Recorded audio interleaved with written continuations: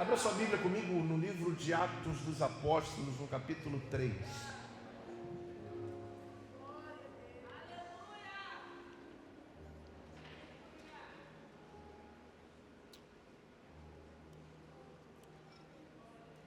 Cara, chegamos no 11º dia, só Deus sabe como cada um chegou aqui, as lutas, os engarrafamentos. Você acha que Deus vai deixar isso em vão? Vai ser o melhor ano da nossa vida. Acharam? Nós vamos ler um texto um pouquinho longo, mas preciso ler tudo para que você possa compreender os detalhes, porque eu quero só profetizar hoje. Certo dia, repita comigo, certo dia. Agora diga para o irmão, certo dia é um dia qualquer. Ok?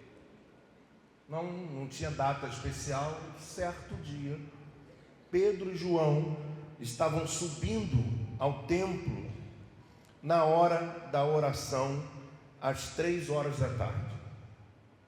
Estava sendo levado para a porta do templo, chamado Formosa, um aleijado de nascença, que ali era colocado todos os dias, para pedir esmolas aos que entravam no templo.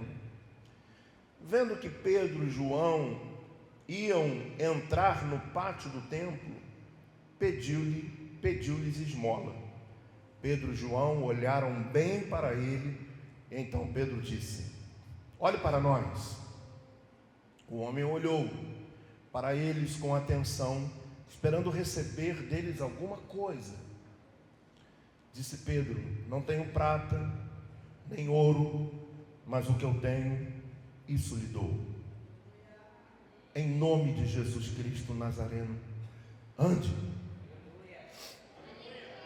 Segurando pela mão direita, ajudou a levantar-se e imediatamente, repita comigo, imediatamente. Mais alto, imediatamente. Os pés e os tornozelos do homem ficaram firmes, e de um salto pôs-se em pé e começou a andar.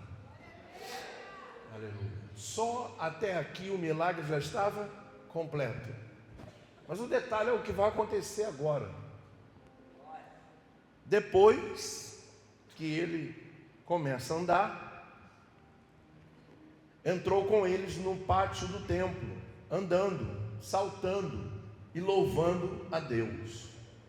Quando todo o povo viu andando e louvando a Deus, reconheceu que era ele, o mesmo homem que costumava mendigar sentado à porta do templo chamada Formosa. Todos ficaram perplexos e muitos admirados com o que tinha acontecido. Aleluia.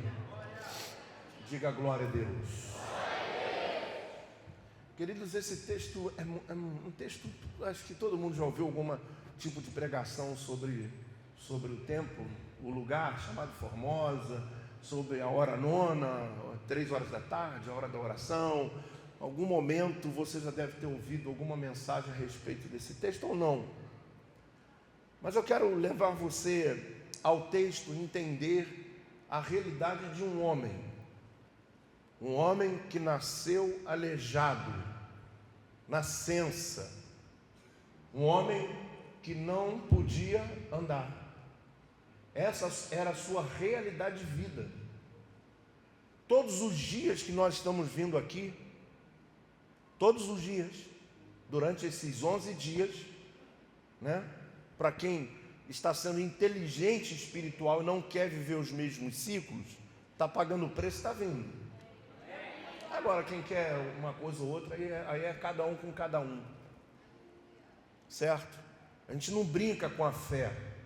Depois chega em 2024, estou cansado, desanimado. Por quê? O que semeia, se colhe.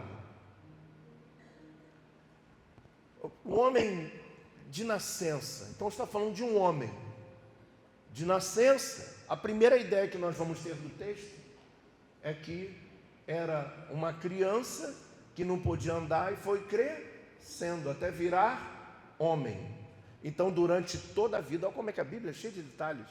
Durante toda a vida, esse homem, desde quando nasceu até se tornar homem, ele era aleijado. Ele não podia andar.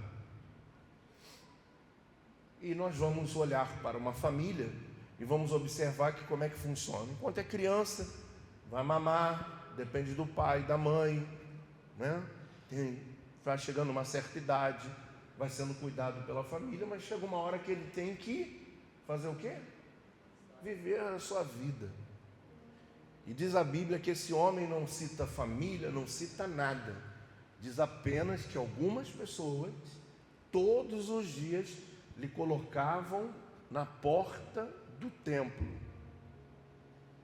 Então, a condição de vida dele era: eu só tenho duas coisas para fazer durante um dia: ir até o templo e depois voltar do templo para casa.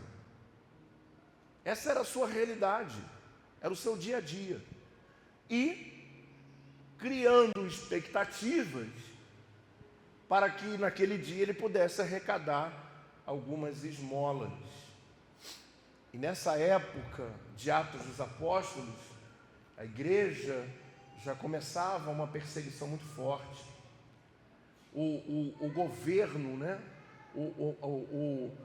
A posição romana, o opróbrio romano sobre Israel era forte.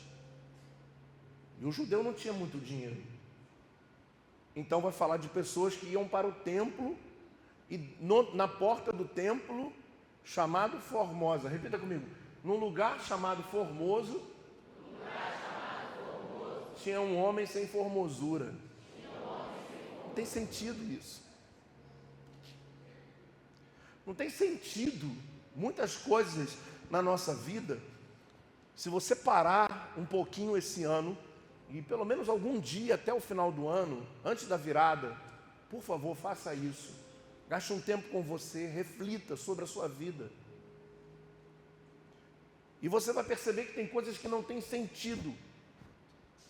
De você servir um Deus tão grande e viver uma vida tão miserável. Não tem sentido. E quando as coisas não têm sentido, nesse âmbito, nós nunca vamos atribuir a Deus a responsabilidade de eu não estar vivendo o melhor. Mas sim, nós estamos errando em algum lugar, em algum momento.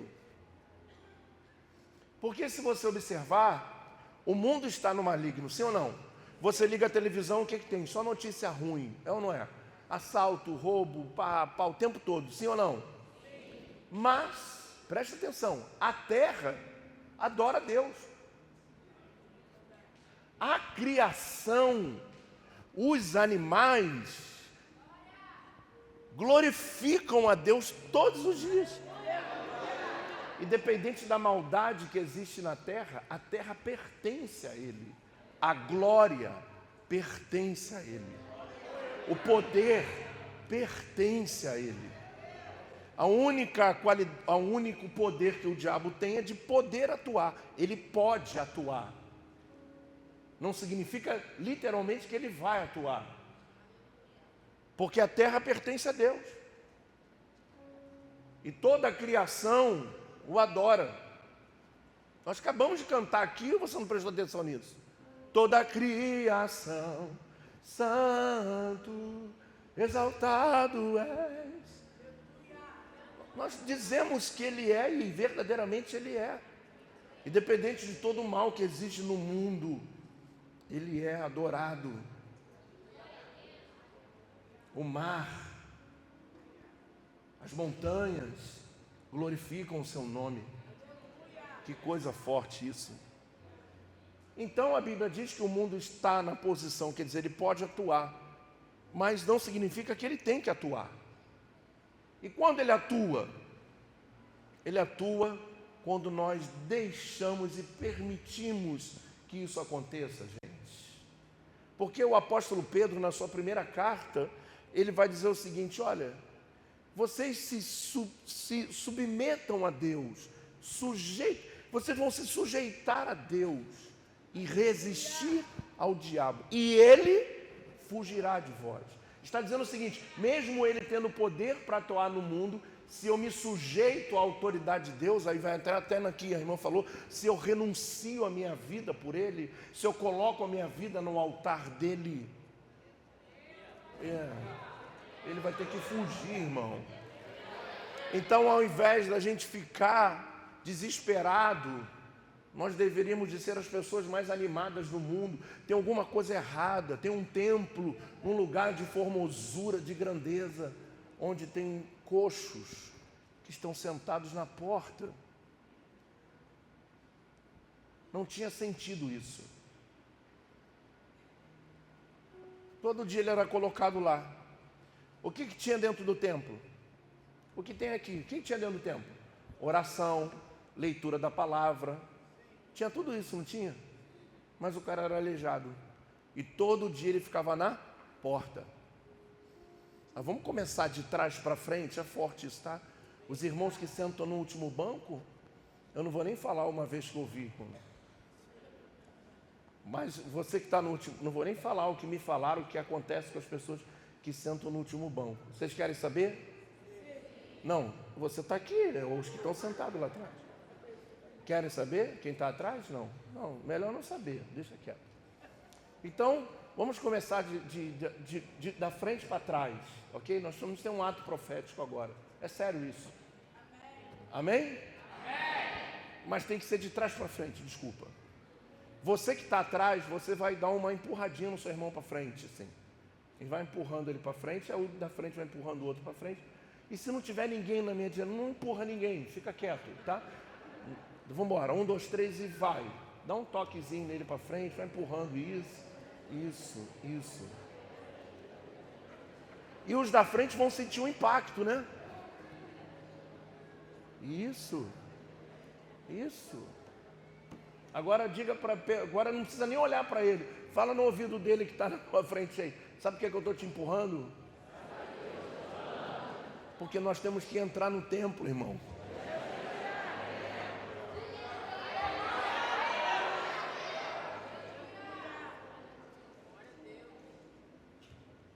Do templo ele não tinha acesso a nada. Ele só tinha acesso o que tinha na entrada. O que tinha na entrada? Pessoas com esmola. Olha que coisa triste. Todo dia ele se sujeitou a isso. Quem diria que certo dia, um dia como hoje, onde você veio cansado, onde você está assim, glória a Deus, amanhã é o último dia, onde você, durante esses 11 dias, viu Deus agir de forma extraordinária no nosso meio, recebeu palavras que vão mudar e vão fundamentar a sua fé, criando raízes profundas na terra. E aí vão ser aquelas árvores que Jeremias vai dizer no capítulo 17, que são plantadas junto aos ribeiros, e as suas raízes vão se aprofundando. Oh, glória! Aleluia! E aí olha que coisa interessante, no momento desse, ele era colocado na porta de um lugar que tinha oração, que tinha cura, que tinha milagre, mas a sua mente era programada somente para ficar do lado de fora, para receber o quê? Esmola. E todo dia ele estava lá recebendo esmola. No outro dia de manhã, qual era o plano de vida? Por favor, me carregam. Colocava lá, ele ficava o dia inteiro lá. Você já viu alguém, com certeza você já viu isso, se você vai à cidade, em algum lugar você já viu. Há uma característica muito forte de quem pede esmola na rua, sentado. O que eles fazem? Não sei se você já percebeu isso. Eles ficam com a cabeça, não é muito profundo isso. Vamos dizer que aqui seja o chão, tá? Vem cá, por favor. Vem cá você, meu garoto. Isso. Você vai... Senta aqui. Por favor. Obrigado. Isso. Então ele faz assim com a mão assim, pedindo esmola. E quando você passa por cima. Uma das coisas que eles não fazem, eles não olham. Eles olham somente aonde o ângulo do seu olhar pega. Quando você passa, eles só enxergam a tua cintura. Eles não têm nem coragem de olhar. Eles ficam assim. Vai que alguém me veja, sinta a pena e coloca alguma coisa na minha mão. Essa é a característica. Ninguém pede esmola assim, ei, por favor. Eles ficam assim, ó. Estão tão desanimados, estão tão enraizados, já submeteram aquela vida. Tipo assim, se cair R$1, se cair 5, se cair 10, não vai fazer diferença. Se você pegar e botar R$50 na mão dele, nem alegria ele vai sentir. Sabe por quê? Porque ele sabe que no outro dia vai ter que estar lá de novo. A questão não é o valor que cai na mão dele, mas a condição de que ele ter que voltar todos os dias. Você pega um aleijado e você pode pegar e falar para ele, você tem Pix? E falar, tenho, então eu vou te dar agora R$30 mil. Ele não vai ficar feliz porque no outro dia ele vai ter que voltar. Porque a única condição que ele tem de vida é essa. Então muitas das vezes eles não criam conexões com valor, por isso eles não levantam a cabeça. Porque a conexão deles é, eu vivo aqui, essa é a minha casa, esse é meu lugar. E aqui o couro comendo lá dentro, todo mundo falando, lendo, orando, clamando, chorando, e o cara aqui fora assim. Obrigado, tá, meu filho? Você ficou bonito depois que você casou, sério. É sério, você está cuidando bem dele, né? Salvou a família. Então, no momento em que ele está na porta, o que acontece com ele? Nada. E o texto é muito claro, vai dizer que Pedro e João vão subir ao templo para orar. Repita comigo, eles vão orar. Eles não vão lá para curar. Ai meu Deus, eles vão orar, eles vão buscar por eles. Eles estão cheios do Espírito Santo, já receberam o Pentecostes. Eles precisam manter o fogo aceso, entendeu?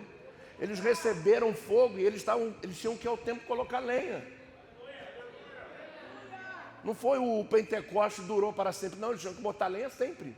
O fogo desceu lá em Atos 2, mas agora eles continuavam no templo colocando lenha no fogo que receberam do Espírito Santo que desceu sobre o cenáculo. E eles vão subir e quando eles sobem, eles se deparam com esse homem. A primeira coisa que eles fazem é o seguinte, por favor, olha para mim, porque eles não conseguiam olhar. Olhem para mim, olhe para mim. Ele poderia ter encostado a mão naquele homem e ter falado assim, olha, eu quero dizer para você o seguinte, levanta e anda, não, mas ele precisava olhar. Você já parou para prestar atenção nesse texto sobre isso? Pergunta para mim, por que, bispo, eles pediram para olhar? O poder estava nos olhos? Não. Por que olhar? Muito, muito forte isso aqui. Porque quando você está lá, eles poderiam curar o homem e falar, levanta e anda, porque o problema do homem era o dinheiro, ou era ser aleijado. Ele não sabia, irmãos, nem ele sabia qual era a real necessidade dele. Por isso Pedro e João dizem assim, olha para mim, olha para mim. E quando eles olham para Pedro e João, ele está durante muito tempo, que é a primeira vez que ele olha nos olhos e presta atenção. Eu quero fazer com que esse olhar, eu já vou explicar, mas eu quero que você entenda que esse olhar e prestar atenção é o que você está fazendo aqui durante 11 dias, entendeu? Porque senão você vai perder tudo. Isso se esquece. Isso se deixa de lado. Você não pode receber assim. Você tem que receber assim. Você sabe por que na igreja tem plataforma? Não? Todo mundo acha que a plataforma é para ter uma atração, né? Não é isso, não. A plataforma nas igrejas né? Elas servem e estão tirando isso agora. A modinha agora é tirar o altar. A plataforma é justamente fazer você olhar assim, ó, para cima, e não olhar assim, para cima. Para você prestar atenção que é de cima para baixo que as coisas acontecem na nossa vida. Elas não acontecem na horizontal, elas acontecem na vertical. Davi vai escrever nos seus salmos, ele vai dizer assim: olharei, elevarei os meus olhos para os montes. Olha que coisa. Ele vai levantar a cabeça e vai olhar para os montes e vai dizer: é de lá que me vem o socorro. A necessidade de olhar para cima quando estamos embaixo. Pedro falou assim, ó, você está aí acabado, derrotado, mas olha para cima que tem uma chance para você hoje. Tem uma oportunidade para você hoje. Qual é a conexão que o homem tem quando presta atenção no que eles estão falando? Ele vai dar uma boa oferta. Vai entrar uma pratinha hoje forte. Hoje eu vou até no Maxi Burger comer um Maxi. Pastor Max está aí? Então não vou nem anunciar o Maxi Burger. Vai no outro lado, do lado. Estou brincando. Então quando você está olhando, ele cria uma conexão com o dinheiro. E ele vai dizer o seguinte, eles vão dizer o seguinte: eu não tenho ouro nem... Tu imagina o coração daquele homem que está pedindo esmola e o cara diz assim: eu não tenho ouro nem prata. O que você faria? Eu falo, tá, e daí? Por que você está fazendo isso comigo? Quer me humilhar, pô? Estou pedindo esmola, você diz que não tem esmola. Mas ele vai dizer assim: eu tenho algo maior do que o que você possa imaginar. Não é esmola que Deus tem para mim e para você. Diga isso para o seu irmão. Deus não é Deus de esmola. Deus é o Deus do dono do ouro e da prata. Ele é tão dono do ouro e da prata que ele faz coisas que a prata e o ouro que pertencem a ele não compra. Por isso ele é o dono do ouro e da prata. Não está falando de matéria, está falando que ele é superior ao ouro e à prata, porque ele faz coisas que a prata e o ouro não compram. Olha para mim, garoto, eu vou mudar a tua vida hoje, homem. É isso que ele está dizendo, eu vou mudar a sua vida hoje. Mas eu quero dizer uma coisa para você, o cara lá todo atrofiado. Quem trabalha aqui com fisioterapia, quem trabalha, sabe que ninguém consegue do dia para a noite andar, irmão. Não é assim, tem um processo. Os ossos já estão todos, os músculos, tendões enrijecidos, desde nascença. Não é um milagre só do cara andar, imagina tudo voltando ao normal. Imagina os músculos se tornando maleáveis, os tendões, os ligamentos, sabe, se tornando fortes, firmes. E de repente o cara, e outra coisa, ele pega pela mão, diga para o seu irmão, esse 2024 a gente tem que pegar na mão do outro. Não tem que deixar as pessoas no meio do caminho, estenda a sua mão para alguém, porque sabe, que às vezes a gente vai passando, vai vendo o cara lá pedindo esmola, não está nem aí. Pega na mão dele e fala assim, vamos embora levantar. Olha, eu não tenho ouro, eu não tenho prata não, mas eu tenho uma palavra para você aqui, vamos embora. Vamos seguir. Vamos embora, vamos em frente. Cara, uma coisa acontece com esse homem.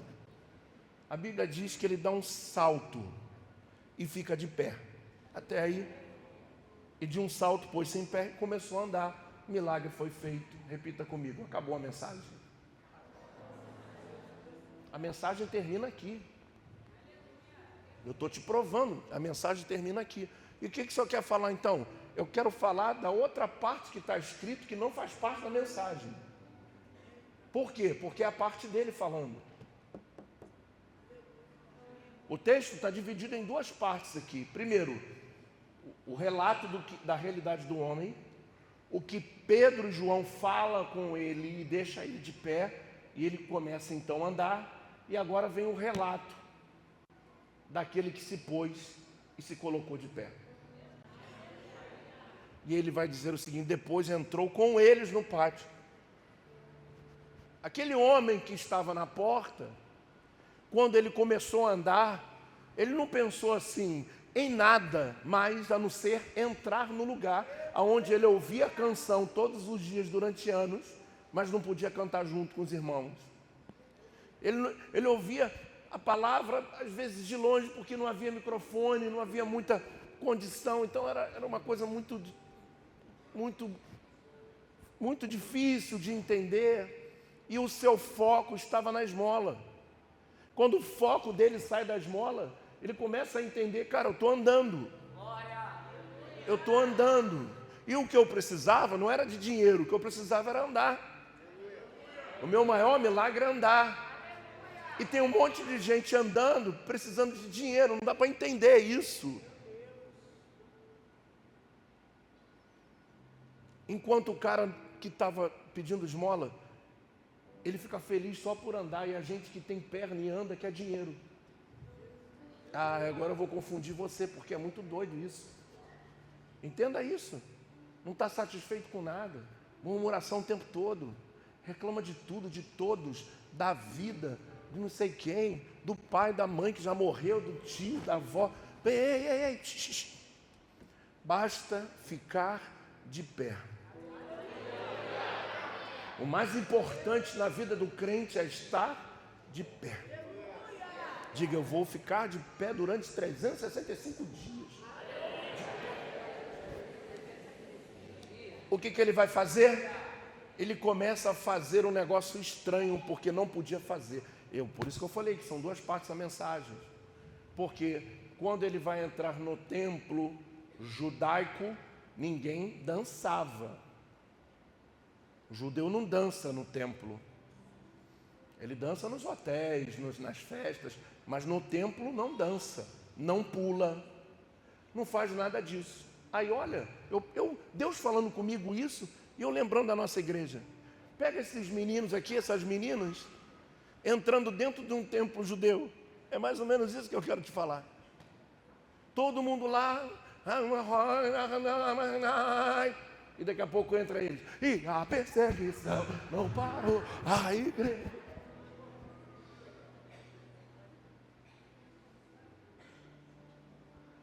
O cara, acontece uma coisa com ele que precisa acontecer comigo, com você.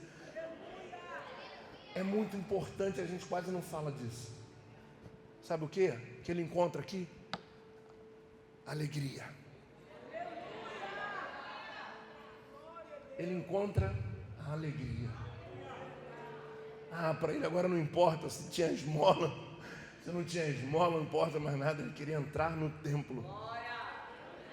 O coração desse homem fica grato, e a gratidão gera alegria.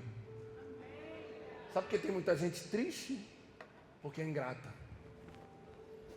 A gratidão gera alegria. Alegria. Mês de novembro, o mês da alegria. Diga, eu recebo essa palavra. Diga, eu recebo essa palavra. Diga, 2024 vai ser o ano da nossa alegria. A nossa alegria. Chega de gemer, chega de sofrer, chega mês da alegria. Vou fazer umas perguntas e você vai me responder. Nesse momento aqui, esse homem recebe um Pix? Não. Aliás, para ele entrar, até as moedinhas que estavam lá, ele deixou para lá. Sim ou não? Sim. Ele recebe a visita da família? Não. O que acontece com ele? Ele anda.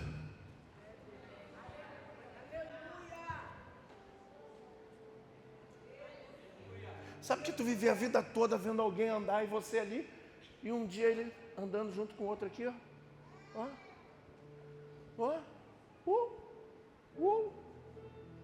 Imagina cara, eu não tenho nem condição de imaginar esse homem muito louco, doido, dando volta, fazendo teste. Uau! E aí de repente, o que envolve ele? O que estava dentro do templo. Aí ele começa a entrar no templo. Ele entra no templo, no pátio. Vai para o pátio e começa a fazer o quê? Olha aqui. Andando, saltando e louvando a Deus. O que isso faz? O que isso promove no meio daquelas pessoas que estavam lá dentro? Chamou atenção, cara. Tá todo mundo lá porque... De repente tem um cara...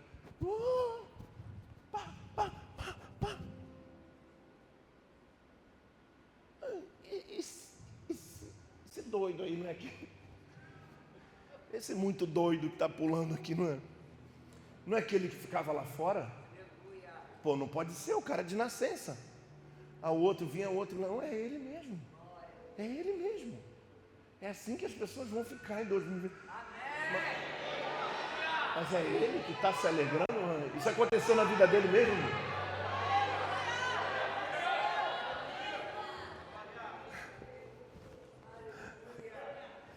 As pessoas ficaram perplexas.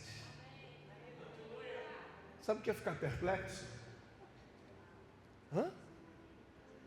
A perplexidade gera uma emoção. Ouça isso agora, neurociência.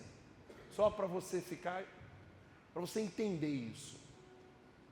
Quando você fica perplexo, essa emoção, ela faz com que os teus movimentos fiquem paralisados. Pegou? Uma pessoa perplexa, ela fica assim, ó. Pode estar desabando o mundo. Você presta muita atenção quando tem briga em estádio, não sei o que. Tem um que todo mundo sai correndo, que isso aí já liberou a adrenalina, aí liberou tudo que tem para liberar para o cara sair correndo igual um maluco. Mas tem gente que fica assim, ó. Não é? O pau comendo, ele não consegue sair do lugar, tá? Perplexo. Você imagina um povo inteiro perplexo, olhando aquilo para o homem e o homem no meio deles. Perplexos. Como pode isso acontecer? Para imaginar. É a mesma coisa você no velório, daqui a pouco está o defunto do teu lado, assim. E aí, tudo bem? Como é que você está? Levantou do nada, né? Você está bebendo água assim, daqui a pouco tu olha assim, o cara tirando o algodão do nariz, meu irmão. Você está louco? Duas coisas vão acontecer. A perplexidade vai te levar para o lugar dele. Só vão mudar a plaquinha, né? Coisa muito louca isso, é muito doido o que Deus vai fazer na sua vida, é um negócio muito especial. Quando nós estamos alegres, nós queremos pular, nós queremos dançar, nós queremos celebrar.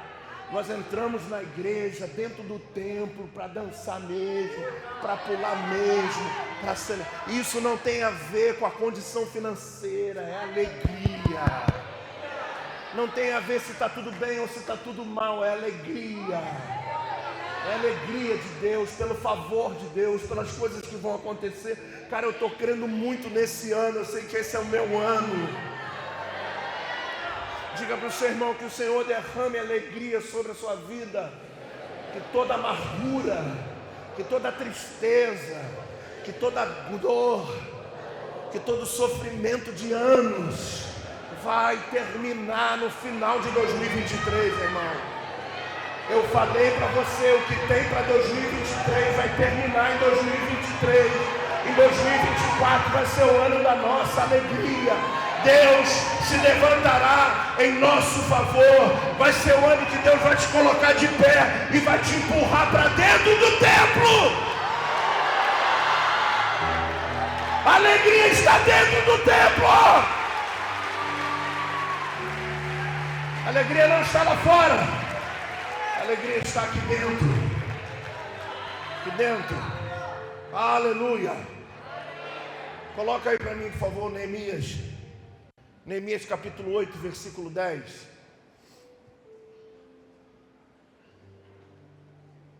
Já foi?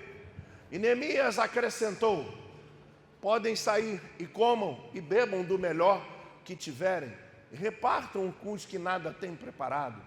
Esse dia é consagrado ao Senhor. Não se entristeçam, porque a alegria do Senhor os fortalecerá. Diga para o seu irmão, eles viveram muita pressão, reconstruindo os muros, inimigos, adversidades. Mas chega um dia que nós vamos ouvir esse versículo. 1, 2, 3 e já. Podem sair como? Bebam o melhor. E o que?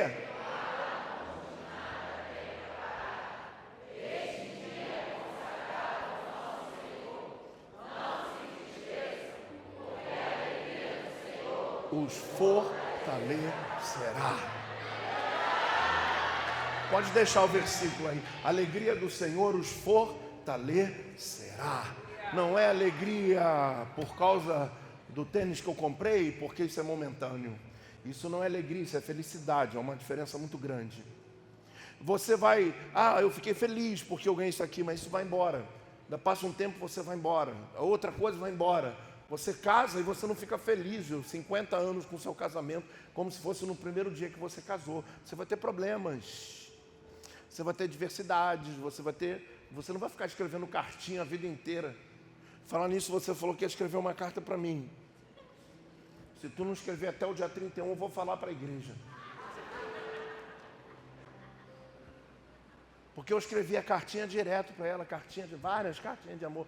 Pergunta a ela cadê as cartas. Aí ela falou assim, eu vou escrever uma carta linda para você. Eu falei, tudo bem, vamos ver. Se não escrever, eu vou fazer outra carta, outra.